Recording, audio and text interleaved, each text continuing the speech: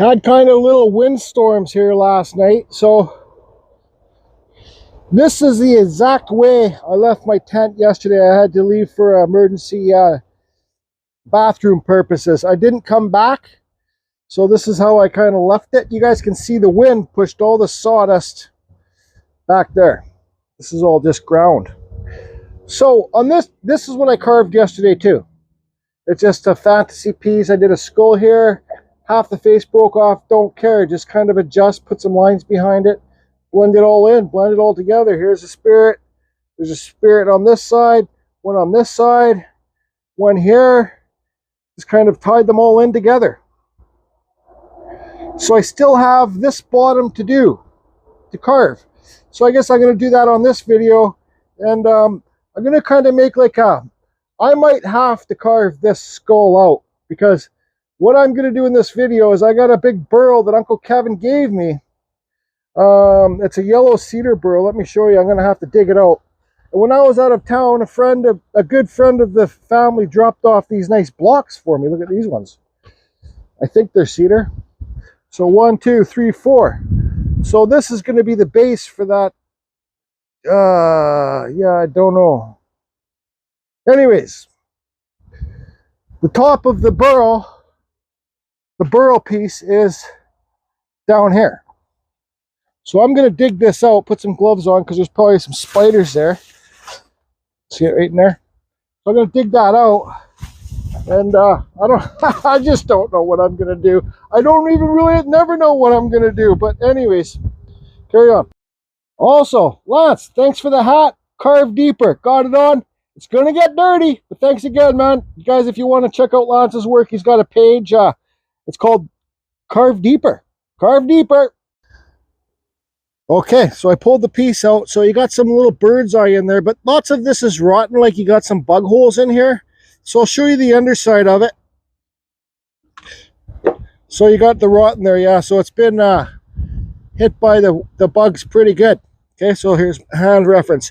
So my plans kind of changed, you know, because if I was going to put this on top of this piece, I would need to have a big wide base so it didn't fall over, right? Like a nice big huge round, and I could carve the round. I think Uncle Kevin's was kind of like a toad. But so these aren't big enough because it would fall over. It's too tall. So I figure what I'll do, just for the fun of it, I got this piece of cedar. It's second growth, super soft, not very good wood. I'll kind of do some stuff like this stuff on this. And you know, like, I'm going to try and explain this video for the very beginning carvers, and this refers to Dremel too. As soon as you get your nose to pop off and you get your eyebrows up there, not like this, but not like this guy either, but as soon as you can get your nose to pop off and create some eyebrows, some depth under the nose, then you can carve any type of face you want. You can carve real eyes. You can just, that's what creates the face movement. It's the start. And this is just my opinion, okay? So what I'm going to do filming this, carving this log, is showing to get the nose to pop off and some eyebrows, and then we'll do lots of time lapse because I got a lot of carving to do here. Well, I don't know. So I found a good purpose for those blocks. Actually, those blocks will be good to carve owls or eagles with. So there we go. So I got it mounted. I like to set up to be comfortable when I'm carving, right? So I'll be able to sit down most of the time when I'm carving this. And I got this locked in my jaw horse. You see, like a triangle piece? That piece is triangle. Then you screw it to here. Then you got a piece coming off here. Then you screw this into your piece. So then it's nice and stable, right? So now I'm ready to carve. Oh, another thing I want to talk about too. See here? Here's the center of the wood. So there, this piece has been drying for a while. It's pretty dry. It was a dead standing cedar. But you see the center of the wood is more to this side. See where the crack started? So I know there's a crack. Oh, duh, there's a crack there. So I'm going to turn it here, and I'm going to carve this side. It has less chance of cracking because the center of the wood is more closer to this. You know, look at that gap compared to this gap. I've always wondered that. Might just be the case in this log, you know, so center's never really center. It's always sometimes off to the side. So anyways, I'm just babbling. So this was a wood spirit I drew on here a while back. I don't know, a couple weeks ago. So I think I'm going to lower this face, and block out the nose and the eyebrows, take away the depth so you guys, the very beginners, can see. And this applies for Dremel carving too. So you can see, then you can do, I'm not going to do a normal wood spirit face with the beards and mustaches and stuff like that. It's going to be a fantasy face. I got my fancy Carve Fusion office chair here, so I'm going to sit here and draw on the face. Okay, so we're going to ignore this nose and stuff like that, like this. You know, when you do a fantasy piece like this, you kind of, I like to do faces all over. You can do ghost skulls, whatever you want to do. So, but I think for this center face, I'm not going to carve all the way around the log. I'm just going to carve like in the front, and it's going to be like a front side, kind of like a Carving Fusion totem pole. So our center line, our nose. It's always just better to start off with a bigger nose than a shorter nose, because you can always make a bigger nose shorter, but it's hard to make a shorter nose bigger. And our eyebrows, we'll kind of give them these kind of eyebrows again. I change things up, you know, just kind of do different things here and there. So, like this here, this is like, there's a name for it. It's like a smile line that carries on from your nose. Right, so I go like this, and I go like this. It looks like it can be a mustache, but no, this is just going to be, I'm still learning how to do this, so I got to do cuts, repetitive cuts. I just don't think I'm going to do one cut and figure it out, because you want this is like his mouth, you know, like he's going to have a lip here, and you want it to be round, right, not so flat. Hard to explain, you know, but maybe I'll just, I don't know if I'm going to be able to, how much room I got on my storage, but anyways, I'll sharpen my saw and get cutting. One more thing I want to say, like, this is just my opinion. I notice it's helped me when I've made my side of the face wider, because I used to make my side of the face, like one side, two side, right? I used to make them pretty thin. That doesn't give you much room for, you know, put some character stuff in here. So, you know, you see how there's half his face, there's half his face. They say the eyes in 5 sections. So you got 2 here, 2 here, and 1 here, I think. Don't hold me to that. I got to sharpen my saws now. Anyways, I'm going to be using my 170, still MS 170, with that 8-inch cannon bar on there.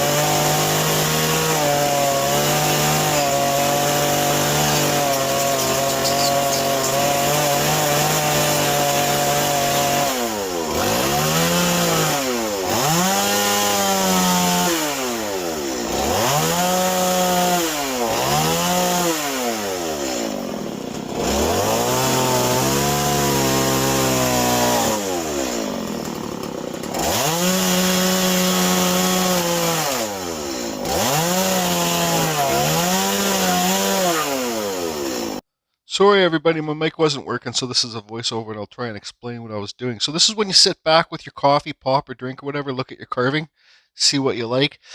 See that wood that I'm scraping there? That's the water wood, and that was almost punky. It was super soft, so I kind of made a mistake on this carving. I should have carved the forehead in first, because I didn't see that white wood there. I had to get rid of all that white wood. So when you're doing a wood spirit or any type of face, it always helps to do the forehead first. I'll say that. You don't have to, but it helps, and it makes your nose stick off a lot farther. So there, a lot of the time that I was doing this chainsaw carving on this, I was removing that white water wood. But I decided I'd keep the end of the stuff on the nose. It's not rotten, but it was super soft. And I got to remove the water wood on the top of the up top there too, to get like, why do you want to sell somebody a carving that has soft wood, right? So like, that's going to start rotting pretty soon. But also I'm going to give this thing a clear coat when it's all said and done. So what am I saying there? I just don't know. And so this whole piece is really soft second growth cedar. So now I'm looking at the face, deciding what I like and what I don't like. Both sides of the face are pretty equal. The nose is good. See the eyebrows? I noticed the right eyebrow is lower, so I'll fix that up. And I think after the talking here, I get my die grinder. And so there's an example how to get the nose to stick off further. If you guys can see my chainsaw cuts, I didn't decide to do a voiceover. I thought sometimes it's just better to watch and see, and maybe you'll pick up a tip or trick or two. Trick or tip. So, anyways, I was saying also too, this piece kind of reminds me of Larry Dibbs. He just did a carving. It was like a happy little fellow with a big nose. So there I'm saying, I look at one side of the nose where it connects to the face. The other side, I can see the right side needs to be pushed back. Carve deeper, Lance. That's the example, you know what I mean? So see that? See how the left side's carved back farther than the right side? So I'll fix that, make something that I look at too. When I'm looking at my piece like this, I look at to see if both sides of the face are equal. Okay? Make sure the nose is both sides of the nose where it touches the face are equal, and the eyebrows are as equal as you want them to be. There's the low eyebrow. And the deeper that you carve your eyebrow sockets, I'm going to say this somewhere else in the video, you can have a problem carving real eyes, so this guy's not going to get real eyes. But the main thing is having fun. Have fun what you're doing. Don't care what people think. It's good to care what people think. Like, we all have those art critic friends that, their opinion means something. But if they're not always bashing your projects, then ask opinions. I do follow other carvers, not many. But, this idea comes from Uncle Kevin on Vancouver Island. And, well, this guy is kind of like Larry Dibbs kind of it doesn't turn out to be like Larry Dibbs' piece that he did, but I kind of halfway through it, I kind of said, this is kind of like Larry's. Maybe Larry's work's rubbing off on me. It happens, right? So just have fun. Look at the size of that nose. Okay, so I gave him a chin. I fixed up the nose, fixed up the eyebrows. Look at that honker. So now, I also got rid of that water wood up here. Just did some cuts, just not too deep, because I'm not too sure what I'm going to do up there yet. So now I think I'm going to, let's see here. Okay, so here's the full look at it. Now I'm going to pull up my die grinder and clean up this face. This guy is not going to have real eyes. Like, look how deep it is in there. I don't want to try and challenge myself to get the Dremel in there. So the deeper that you make your eye sockets, it's harder to carve eyes. So we're just going to give this guy cute little, I don't know, wood spirit eyes. Something like that, I don't know. And down here, I thought maybe it might be a good idea, because it's going to be a mushroom man. Down here, I thought maybe a couple baby mushrooms. What do you guys think? Anyways, I'm going to do it, but I asked you what you think, but you're saying what you think right now from home, but I think I'm going to draw on a couple baby mushrooms, and we'll do some baby mushrooms. You can't tell me what you think because you're at home and you're there, I'm here. Okay, so here's what we got. It's like a sleeping mom.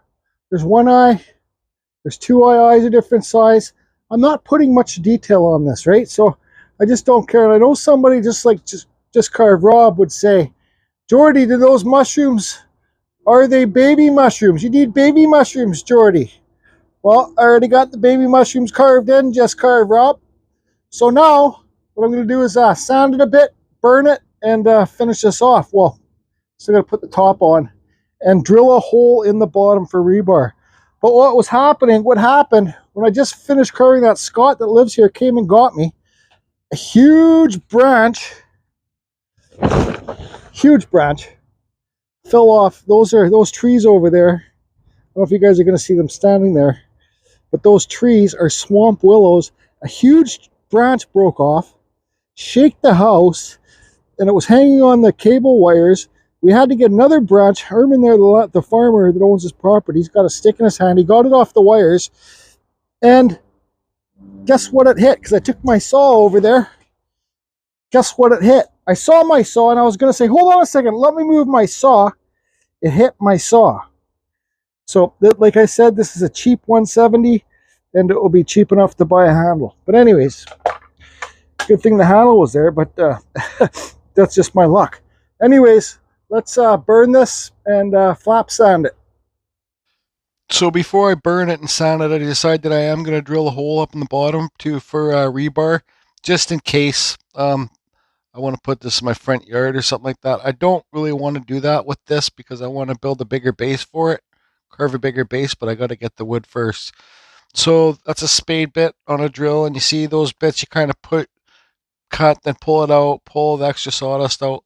Here's the piece of rebar. You put it inside the hole, and then I've already marked it, but then you put a mark. So you can see that black mark that I got on it. Then you bang the rebar into the ground to that mark. I cut off that bend there. But yeah, so you bang it down to the mark. So here I am burning it. This is super time lapse. I've been known to burn things too much, but I was kind of going for a deeper burn on this piece anyways because I didn't sand it very good before I burnt it. So there's that. This is I kind of got a nice thing of light in there, so I thought I'd do a little special carving fusion snowing scene. It was just a beam of light that was coming in there. And look at this happy guy. It's snowing. Look, Mom, it's snow. And yeah, so there's more of the carving fusion snowing scene with the sawdust. All right, so here's the inside of the burl. I don't know if I showed it, but it's all rotten from carpenter ants.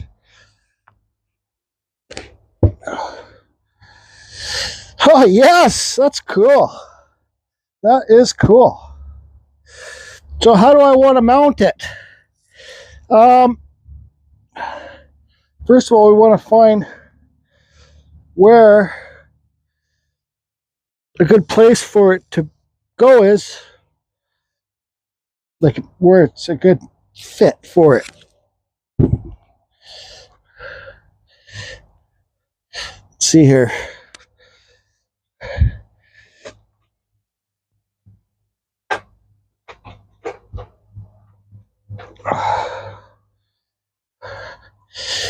Super cool. Love it. Totally love it. I think that instead of just making it a flat top, like just completely flat, I think maybe what I'm going to do is take this off and cut it so it's sloped down, so it's kind of like this. I think. Can I do that? Slope it down a bit? Yeah, I think so. Okay, I'm going to do that off camera. I'm going to cut it and slope it down so that piece is like that. Carry on, carry on. Okay, so I got it cut. Now, just a little bit. There you go. Perfect. Couldn't ask for anything better. So, let's see here.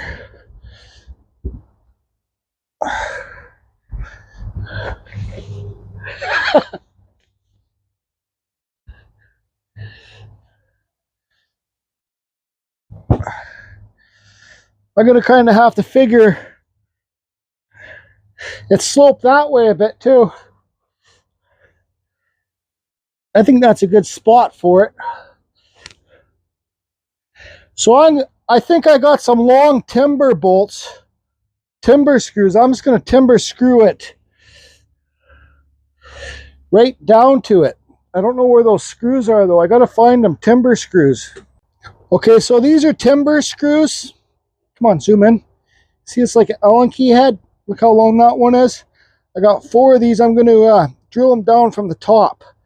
And I'm also going to take this off and put some Gorilla Glue there too. Might as well, you know, it might help it last longer. So this is the Gorilla Glue. This stuff, once it gets wet, it kind of foams up. So this stuff works good with water. Because, you know, unless you got kiln dried wood, you just don't know if the wood's dry or wet, unless you're, you know, just one of those I am a professional people. So this stuff's really good. Let's get it thick on here. And hopefully it doesn't pour out the sides when it's dry. Because like I said, it foams up. And this burl is pretty wet. Because it was in my tent part. Sorry, Jordy, get it together. It was kind of not under the tent. So it got wet.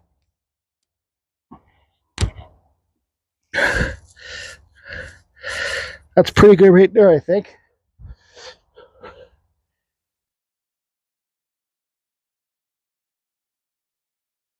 Let's see if we can give it some more character in the front here. That's crooked.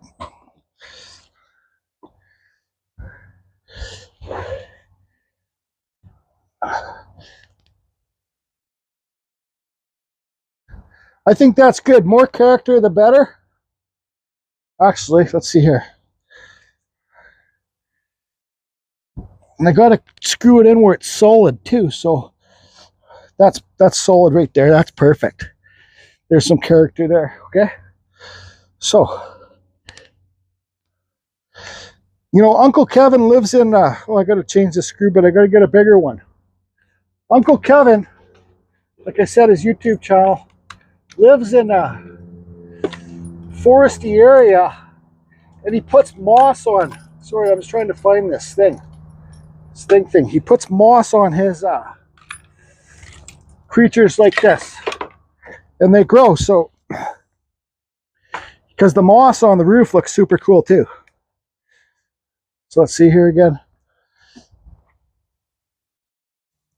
Let's do this.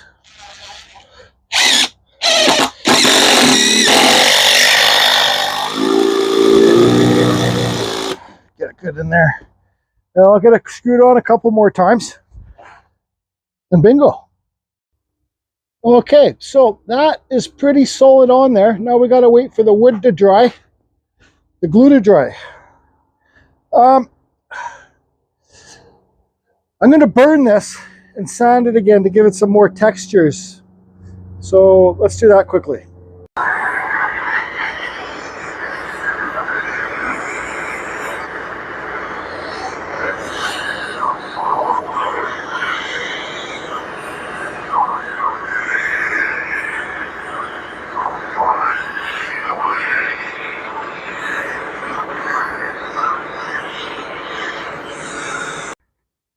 So before I start burning the whole thing, I forgot to tell you guys that I did, like when Kevin gave this to me, maybe last summer I think it was, I did take my Kutzall disc and kind of clean it up a bit so you can see the cuts in there, right? So, okay, burn, sand time.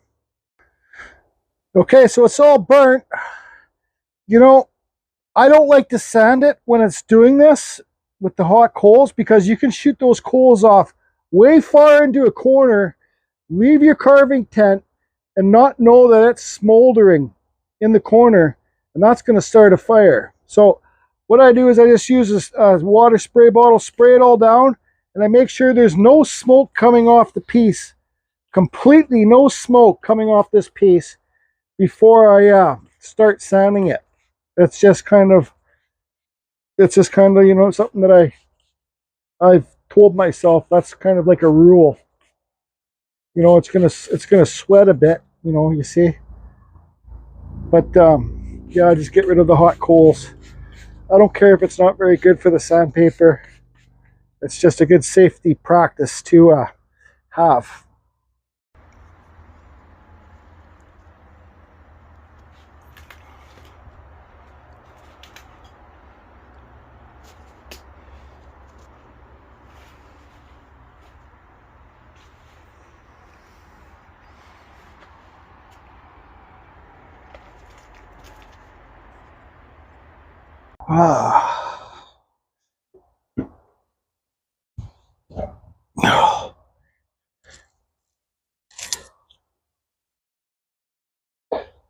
So there you go.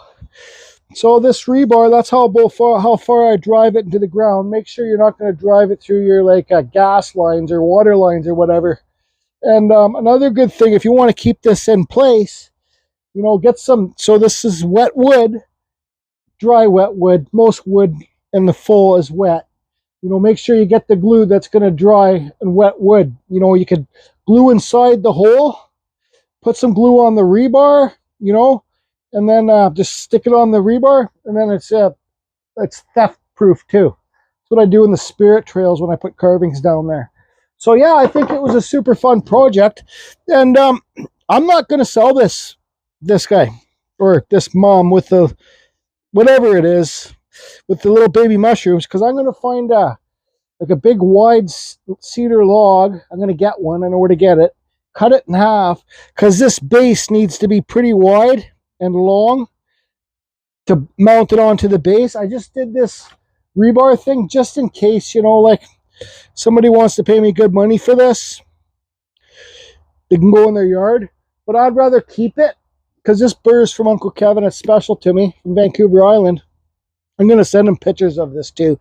And I don't know, like, what should I carve? I was thinking about like a big snail or some kind of crazy fantasy made up creature, because I want it so like this, pretend it's a snail. The dragon snail pig squirrel will travel the world, and then this mushroom, this mom, there's a female spirit right here. This mom can drop the mushroom pores all around the world when the snail's slowly traveling. This lady can find a boyfriend and have little babies. And anyways, it's just goes to show you, have fun. Don't like, look at these things here. I don't know if you guys can see those ones, but like, the more carving I do, the more sillier it's getting. It's because I'm having fun. It's all fantasy. I don't want to have to worry about carving real looking bears, real looking wolves, cougars. That's not who I am. And personally, you guys say it, lots of you say that I got to keep putting myself down. I don't think I'm good enough. I just don't want to, and I have no interest in it. Owls, yeah. Eagles, 100%. But wildlife is just not my thing. Like, I just, more fantasy. Fantasy can be whatever you want it to be. So, hope if you guys got some burls, you know, you got Larry Dibs, you got some small ones. So there's your mushroom one, because I know you're the one that had the mushroom idea, but this idea comes from Uncle Kevin Carves and Larry. That's it, everybody. I signed it in the chin, just in case somebody wants to pay me good money for it the way it is. But I don't think I want to sell it. I want to find that big piece. So, once again, I'll ask you guys, what do you think's a good creature? It's going to be like a slug kind of thing. I don't know. It's I got some time to think about it. But then again, I'll probably go get that big log tomorrow, cut it in half. It's got a big, wide, long base, because it won't be tippy, right? Anyways, thanks, everybody. Hope you all good, and being well.